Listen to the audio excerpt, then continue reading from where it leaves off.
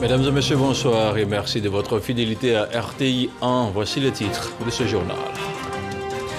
Alassane Ouattara a présidé ce mercredi 8 septembre un conseil des ministres. C'était au palais de la présidence de la République. Une vingtaine de mesures générales et plusieurs projets de décret ont été adoptés. Plusieurs nominations ont été faites également.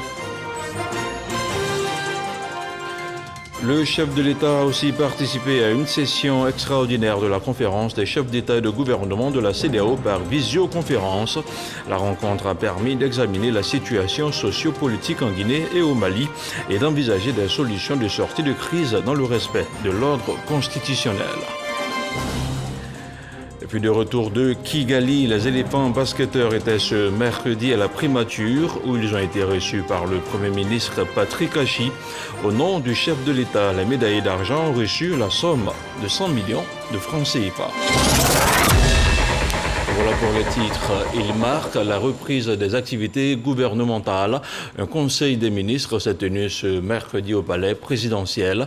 Les membres du gouvernement au grand complet ont planché sur plusieurs projets, notamment la construction et l'exploitation de la ligne du métro d'Abidjan, une ligne qui va générer plusieurs emplois. Jérôme Kofi Abolan. Une réunion de la reprise. Le présent conseil des ministres s'illustre comme tel, ce qui sous-entend que les membres du gouvernement ne sont plus en vacances. Toutefois, dans l'enceinte du palais présidentiel, la joie qu'ils ont de se retrouver aux côtés du président de la République, Alassane Ouattara, pour reprendre les activités en vue du bien-être des populations est sans équivoque. Une occasion de retrouvailles avec les autres ministres et surtout avec le président de la République. Et donc, ça a beaucoup de joie que j'ai retrouvé le président de la République en pleine forme, prêt pour le travail, le développement de notre pays. C'est la reprise avec d'autres enjeux que vous connaissez. L'objectif étant le même, continuer à améliorer les conditions de vie de chaque Ivoirien partout où il se trouve sur le territoire. Je me sens très bien. Aujourd'hui est le premier conseil de ministres de la reprise des travaux, du travail du gouvernement et nous avons une très bonne séance. Le président est en pleine forme, le premier ministre est en pleine forme et l'ensemble du gouvernement est très content de la reprise. Nous reprenons le service avec beaucoup d'entrain, avec beaucoup de bonnes perspectives de servir notre pays avec vigueur. Et je peux dire à l'ensemble de nos concitoyens que le meilleur reste à venir. La rencontre de ce mercredi ne s'est pas déroulée sans tenir compte des principes qui consistent à prendre des grandes décisions pour répondre aux différentes préoccupations. Et en la matière, on peut entre autres mentionner la mesure relative à la lutte contre l'incivisme sur les routes, tout comme celle liée à la construction et l'exploitation de la ligne du métro d'Abidjan, avec à la clé la création de plusieurs emplois. L'État de Côte d'Ivoire, vous en souvenez, a signé donc le 21 décembre 2019 avec la société de transport abidjanais par rail, la STAR, une convention relative à la construction et à l'exploitation de la ligne 1 du métro d'Abidjan, devant relier les communes d'Anyama et de Port-Boué sur un linéaire d'environ 37,5 km. La présente ordonnance vise donc à faciliter la réalisation du projet qui permettra, outre le développement et la modernisation de l'infrastructure des transports à Abidjan, la création de 2000 emplois directs et de 3000 emplois indirects pendant la phase de construction et la création de 1000 emplois en phase d'exploitation. Au titre du ministère des Transports, qui, vous le savez, a initié une vaste campagne de lutte contre l'incivisme sur nos routes. Donc, le Conseil a adopté une ordonnance portant donc règles applicables en matière de transport intelligent ainsi que sa loi de ratification. Le Conseil des ministres du 6 février 2019 a autorisé le déploiement sur l'ensemble du territoire national d'un système intelligent de gestion de la circulation routière dénommé système de transport intelligent ou STI, qui est basé essentiellement sur l'application des technologies de l'information et de la communication au domaine du transport. Ce système vise à l'optimisation de l'utilisation des infrastructures de transport et l'amélioration de la mobilité, de la sécurité routière et de la sûreté.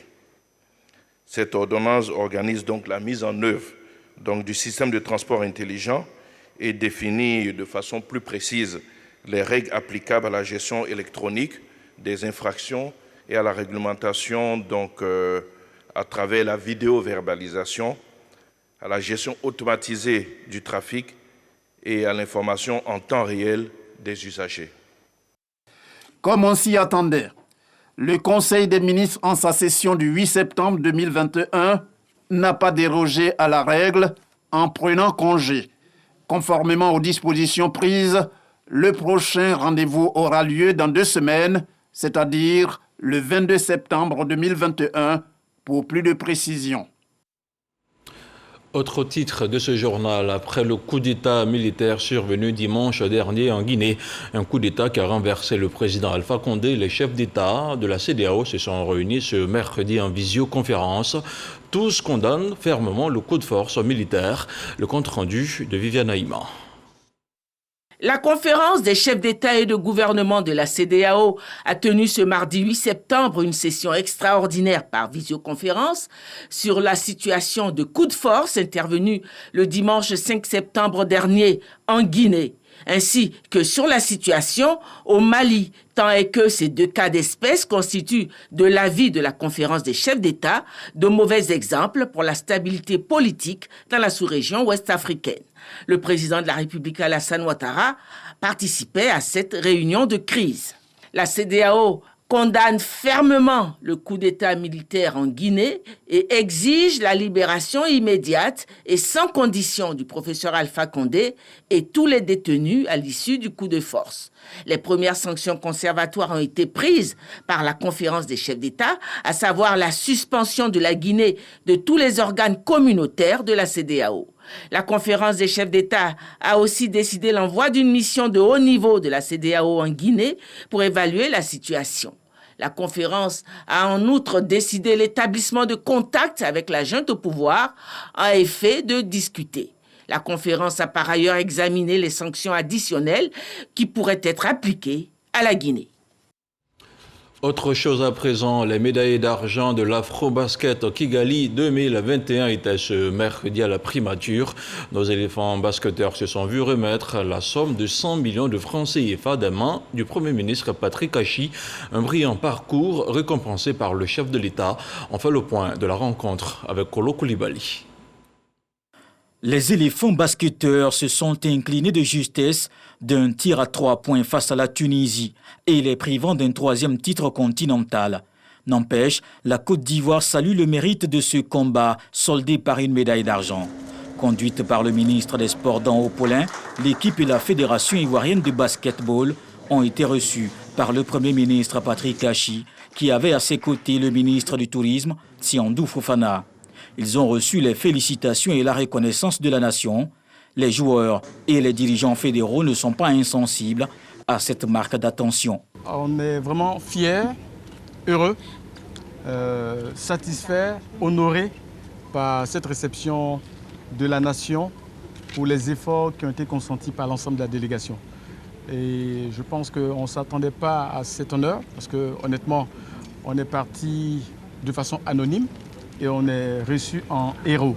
Et toute la délégation, tous les joueurs ici, j'exprime cette satisfaction et on tient à dire merci à l'État de Côte d'Ivoire, au Premier ministre, au Président de la République pour l'accueil chaleureux et pour l'attention particulière qu'il nous a accordée. Au nom du Président de la République, le Premier ministre Patrick Achi a dit toute la fierté du chef de l'État pour ce beau parcours.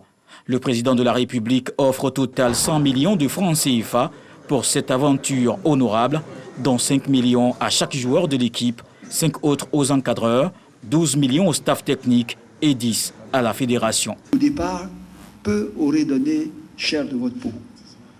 Mais voilà, avec toutes ces valeurs que vous avez su montrer, vous êtes arrivé jusqu'au bout. Bien sûr, on arrive en finale. La finale, je crois que quand on est arrivé, bon, on mérite de gagner. Les équipes méritent toutes les deux de gagner. Le reste, il y a le destin, il y a le sort. L'homme fait sa part, mais le destin a sa part. Mais nous, ce qu'on retient, c'est que vous avez tout donné pour nous. Et pour cela, on voudrait vous dire, comme je l'ai dit au nom du chef de l'État, merci. On gardera en tout cas du fond du cœur et des yeux ces images qu'on a vues, les craintes qu'on a eues, qu'on a partagées avec vous, l'espoir jusqu'à la dernière minute. Et ces 3 points-là, vous les méritiez tout autant que ceux qui ont gagné. C'est ce qu'on retient. Et nous souhaitions que vous ne gardiez pas de ce match un mauvais souvenir en disant on n'a pas pu ramener la médaille d'or. Pour nous, cette médaille-là, comme vous l'avez dit, c'est la médaille d'or. Les basketteurs ivoiriens sont arrivés 2e de l'Afro-Basket, tenu du 24 août au 5 septembre à Kigali, au Rwanda. Ce jeudi, ils seront faits chevaliers dans l'ordre du mérite sportif. C'est sur ces bonnes nouvelles que le capitaine Stéphane Konaté et ses coéquipiers ont pris congé du Premier ministre, promettant de revenir plus conquérants, notamment à partir de novembre, avec les éliminatoires de la Coupe du monde de basket. Autre chose à présent, la croisade contre l'incivisme sur les routes ivoiriennes s'intensifie. La police nationale et la gendarmerie sont sur le terrain pour traquer les véhicules non en règle. Plusieurs contrevenants, pour la plupart sans plaque d'immatriculation, ont été mis au pas. Lanciné Bakayoko. Pas de quartier pour l'incivisme volant et les véhicules en défaut des documents exigés par le ministère des Transports. Le groupement de sécurité routière de la gendarmerie nationale sur le terrain pour réprimer les récalcitrants. Il s'agit pour nous, dans un premier temps, de contrôler d'abord l'état physique des véhicules. Parce qu'il y a des véhicules, lorsque vous les voyez, qui ont des roues lisses, qui ont des portières qui ne se ferment pas, qui n'ont pas de phare. Ces véhicules ne méritent pas de rouler, à plus forte raison de transporter des passagers sur le territoire de Côte d'Ivoire. Ce cas sans plaque d'immatriculation en partance pour Daoukro vient d'être immobilisé à quelques kilomètres d'Azagui. Malgré les désagréments, les usagers du cas sont en phase avec cette campagne de répression. Si je savais qu'il y avait un problème comme ça, je ne prenais pas ce véhicule. C'est quand on nous a arrêtés que je me suis rendu compte que, effectivement, la déventure, il n'y a pas de plaque. C'est normal, hein, quand l'État prend une décision, il faut la respecter. La détermination du gouvernement via cette phase de répression par vidéoverbalisation porte déjà des fruits. Les sites d'enrôlement, comme ici à Abobo, sont pris d'assaut par les automobilistes. Nous sommes au centre d'enrôlement pour venir récupérer les tickets de nos plaques. Donc, on a problème aujourd'hui de stickers. Ils disent qu'il n'y a pas de stickers, mais ils ont imprimé dessus qu'on va récupérer les stickers plus tard. Mais notre souci, est-ce que la police va nous accepter de rouler avec ça? Des lourdeurs auxquelles font face les opérateurs en charge de la pose des plaques d'immatriculation qui se sont délocalisés à travers la ville d'Abidjan. Ça fait pratiquement 2 ans. 2 ans que je cours après. J'ai beaucoup de véhicules qui circulent comme ça. C'est la première qu'on veut me poser la plaque. Aujourd'hui à le 8, vraiment je suis soulagé. Nous sommes conscients qu'il devait y avoir un goulot d'étranglement. Mais les dispositions sont prises pour que, petit à petit, on fluidifie le système et que tout le monde soit satisfait. Selon le ministère des Transports, près des 2/3 des véhicules en circulation sont dans l'illégalité. Je vous le disais tantôt, la phase de répression des infractions liées au code de la route a démarré depuis hier mardi. Mais avant l'entame du processus, le Haut Conseil du patronat des entreprises de transport routier a initié une tournée d'information et de sensibilisation. Retour sur l'étape des villes d'Issia, de Diokwe et de Mans avec F. Boué. Les infractions liées au code de la route sont légion dans la ville de Mans. Non-respect des feux tricolores, non-port du casque pour les automobilistes, refus d'obtempérer, défaut des pièces administratives, entre autres, sont le lot quotidien des constats faits par les agents de l'unité de régulation de la circulation. L'incivisme est la chose la plus partagée dans cette ville. Malheureusement, au nombre de tous ces cas, nous constatons que véritablement, les gens ignorent le code de la route. Au niveau des taxis de Mans, sur 466 véhicules en circulation, Seuls quelques-uns sont en règle vis-à-vis de l'administration. On peut compter au moins une trentaine qui ont la visite et toutes les pièces administratives à jour. En plus de cela, plus de 90% des cétacés roulent avec le gaz, ce qui est interdit en Côte d'Ivoire. Avec toutes ces infractions, ajoutées à l'état de dégradation de certaines voies, les accidents sont de plus en plus récurrents à Mans. Selon le service constat de la préfecture de police de Mans, de janvier à août 2021, l'on a enregistré à Mans 345 accidents ayant occasionné 8 décès. Au niveau national, l'on dénombre plus de 1000 morts par an. Pour adresser la question, l'État a mis en place une stratégie nationale pour la sécurité routière afin de réduire significativement ces accidents de circulation. Le Haut Conseil du patronat des entreprises du transport routier a donc initié une tournée d'information et de sensibilisation dans les villes de l'intérieur. À Mans, les échanges avec les acteurs du secteur du transport se sont déroulés à l'hôtel de ville. Il s'agit pour nous de rappeler à nos conducteurs la nécessité de lutter contre toute forme d'incivisme sur les routes en Côte d'Ivoire, ce qui pourrait permettre de sauver des vies et de sauver les investissements du secteur du transport.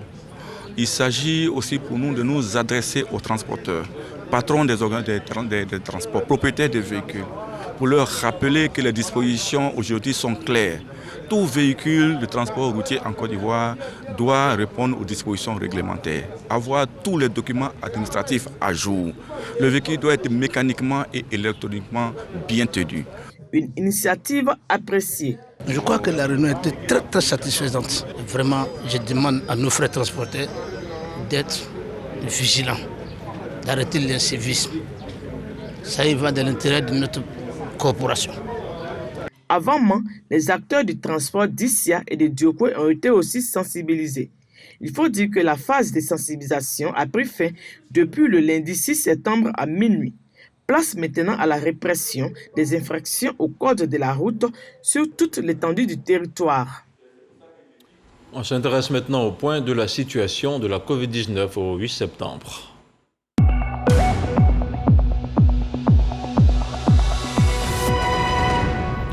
Le ministère de la Santé, de l'Hygiène publique et de la couverture maladie universelle a enregistré ce mercredi 8 septembre 134 nouveaux cas de Covid-19 sur 4 921 échantillons prélevés, soit 2,7% de cas positifs, 168 guéris et 5 décès. À la date du 8 septembre, la Côte d'Ivoire compte donc 57 293 cas confirmés, dont 55 165 personnes guéries, 488 décès et 1640 cas actifs. Le nombre total d'échantillons est de 935 841. Le 7 septembre, 17 654 doses de vaccins ont été administrées, soit un total d'1 477 179 doses du 1er mars au 7 septembre. Le ministre de la Santé, de l'Hygiène publique et de la couverture maladie universelle invite toutes les personnes de plus de 18 ans à se faire vacciner dans les centres dédiés. Il rappelle que la vaccination contre la Covid-19 est gratuite et volontaire. On continue à parler de santé avec les concours de l'Institut national de formation des agents INFAS qui ont démarré ce mercredi.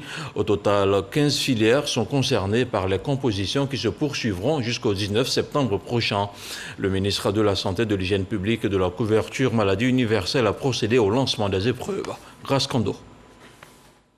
École de base de l'Institut national de formation des agents de santé INFAS. Fatoumata fait partie des 382 candidats de la filière technicien supérieur de santé, option masso-kinésithérapie qui compose ce mercredi. Je me sens un peu stressée, mais ça va. Ça va parce que j'ai confiance en moi, parce que je sais que ce qui est bossé peut me donner le concours. Avant la composition, quelques conseils d'usage aux candidats. Chers candidats, je commence d'abord par le portable. Si vous avez des portables sur vous, débarrassez-vous-en. Si vous avez des documents compromettants, débarrassez-vous-en. Tout ce qu'on veut voir sur votre table, c'est votre convocation, votre pièce d'identité, et puis vos stylos, et puis votre calculatrice. Le ministre de la Santé, de l'Hygiène publique et de la couverture maladie universelle peut alors lancer les épreuves. Ça se passe bien, l'épreuve est abordable. J'espère être admise. Bon, j'espère pouvoir traiter toutes les questions et les trouver. J'espère pouvoir faire partie des admis qui seront ici en train d'étudier l'année prochaine. Cette année, l'INFAS enregistre des innovations. La filière d'orthophonie. En charge tous les enfants en difficulté. Essentiellement, il y a des adultes aussi. Après, tout ce qui est AVC, qui ont problème du trouble du langage. Donc cette filière, le ministre a autorisé qu'elle soit inclue en formation initiale. Et on constate donc qu'il y a eu un engouement pour cette filière-là. Pour les concours de l'INFAS en session 2021, ce sont environ 100 000 candidats répartis dans 15 filières qui composent pour à peu près 5 500 places. C'est important que je puisse, en tant que le premier responsable du ministère de la Santé, passer pour regarder si les conditions d'organisation des examens se déroulent bien. Je me suis rendu compte que tout est parfaitement organisé, ça offre des chances à chacun des candidats. Et je pense que je voudrais vraiment féliciter l'équipe pour le travail qui est fait. Je me suis rendu compte, en venant moi-même, que tel que l'organisation se passe, les chances donc, de tricherie sont minimes et ça nous permet donc d'obtenir les meilleurs parmi les admis. Ce samedi, ce sera au tour des infirmiers et sages-femmes. Débuté ce mercredi 8 septembre, les compositions prendront fin le 19 septembre prochain. Un mot de culture à présent. Plusieurs personnalités du monde politique, diplomatique et artistique ont pris part ce matin à un panel de haut niveau sur le FEMUA, artistes africains et européens vers une communauté de créativité au service de la paix et du développement. Tel était le thème de la rencontre suivie par Issa Jonayo. Un panel de haut niveau pour passer au peigne fin la coopération culturelle entre l'Europe et l'Afrique.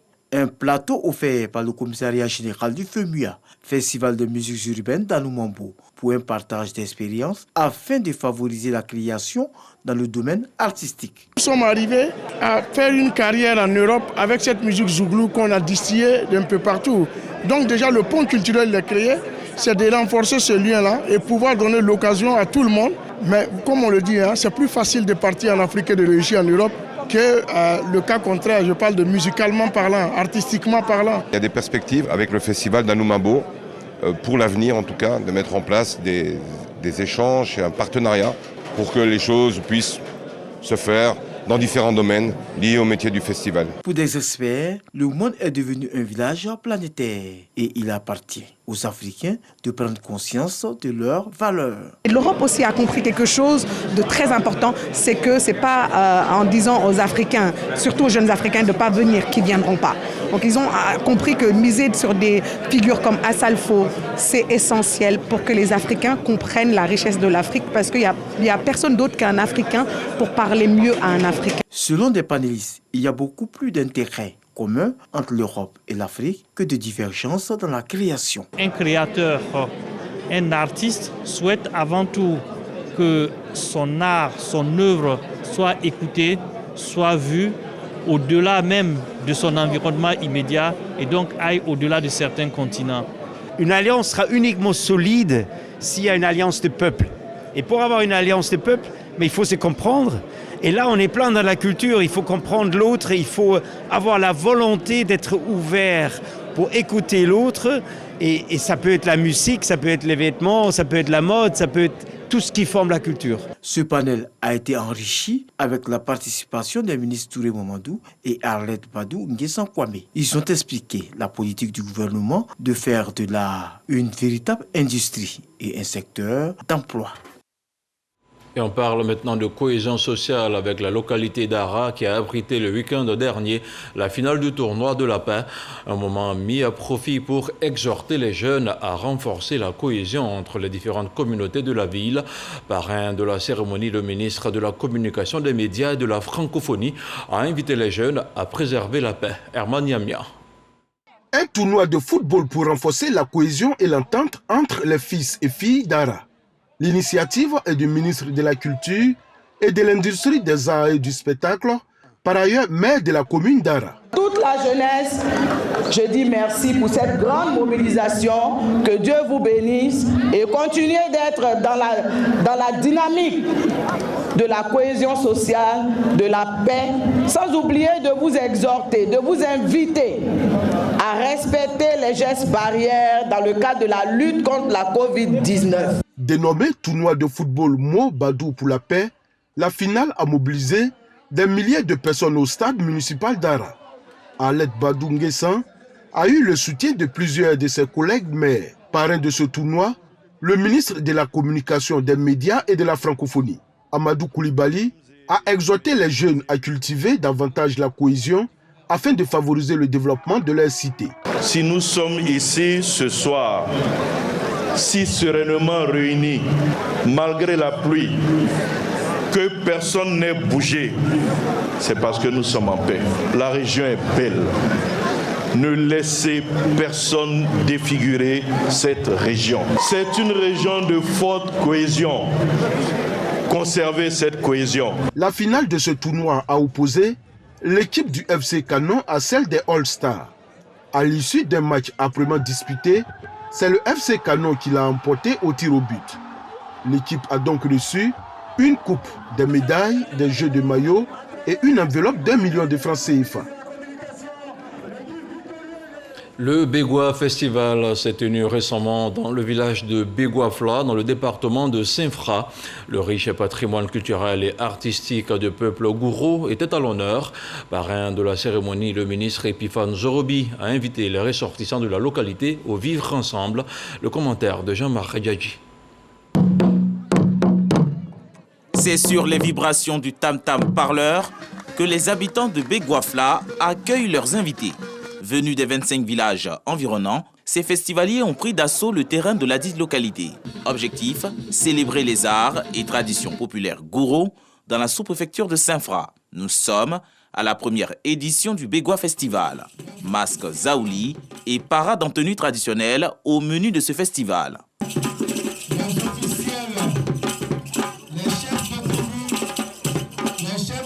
Une occasion pour les fils et filles du département de prôner la paix et de récompenser les acteurs de développement dans la localité.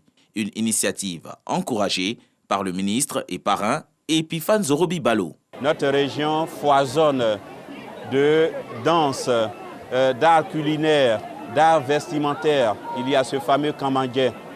Ce que je demande aux jeunes, c'est de ne pas donner d'eau à notre tradition. À l'initiative de la mutuelle de développement du village, autochtones et halogènes ont vibré ensemble pour la cohésion sociale. Begwa Festival se veut aussi un cadre d'échange pour le développement de la région de la Marawi. Et dans l'actualité hors de chez nous, ce sont au moins 18 millions de Marocains qui ont voté ce mercredi pour la première fois pour élire les 395 députés de la Chambre des représentants et plus de 31 000 élus communaux et régionaux. Ces élections marquent un tournant dans l'avenir du PJD, le parti islamiste de la justice et du développement au pouvoir depuis une décennie. Le prochain chef de gouvernement sera issu du parti arrivé en tête du scrutin législatif. Il est nommé par le roi Mohamed VI est chargé de former son exécutif pour un mandat de 5 ans.